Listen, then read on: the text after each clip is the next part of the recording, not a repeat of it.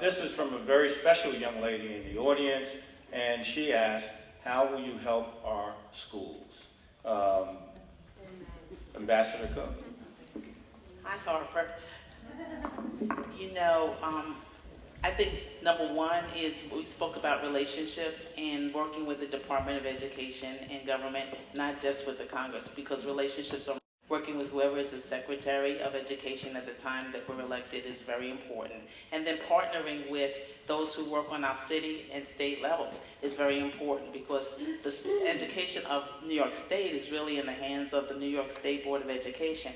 But we would hold them accountable and responsible, because everyone deserves a great education, including the youngest in this room, including the oldest in this room. And so that's what I would do, form partnerships, work to make sure our educational system is correct, because if it is not, then all of the other ills will happen.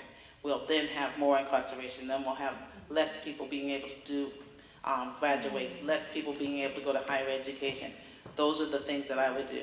And so it was my pleasure to walk in with you tonight. And I hope that I can make a difference for your life and for the children's lives who also follow you.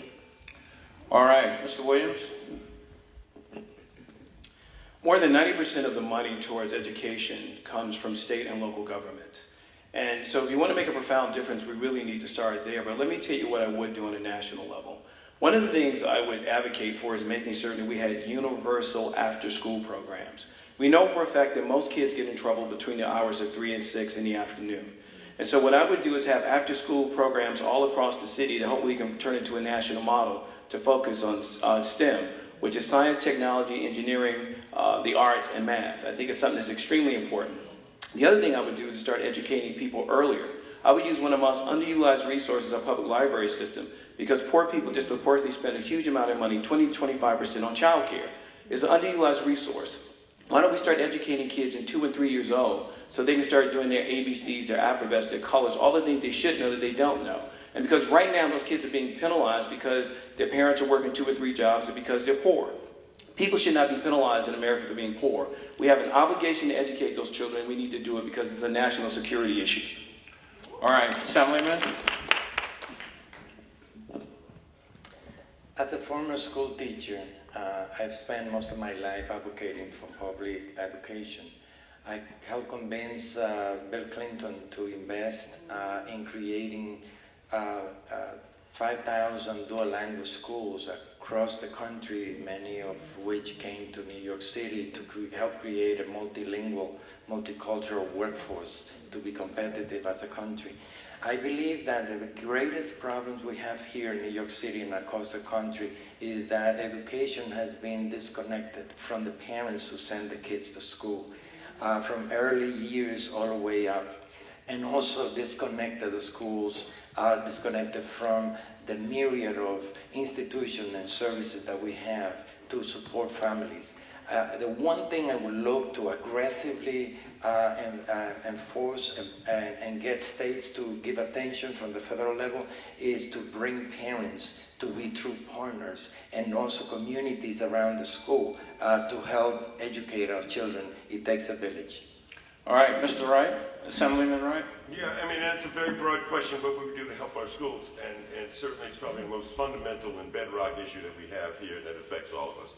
And, you know, pre-K, universal pre-K has worked here in the city of New York. And when you're a congressperson, you have to think of what's going to be good nationally. So that would be number one, to make sure that nationally pre-K is not only here in New York, in New York State, but also throughout the other states as well. And our after-school programs, very, very important, especially for our inner cities, And listen, there's really no secret to making schools better. You have to have smaller classes and more teachers, all right? So we have to find a way, not only here in New York, but throughout this nation, in order to have smaller classes and more teachers, so that student-teacher ratio is not as large. And what does that take? More money, of course. All right, and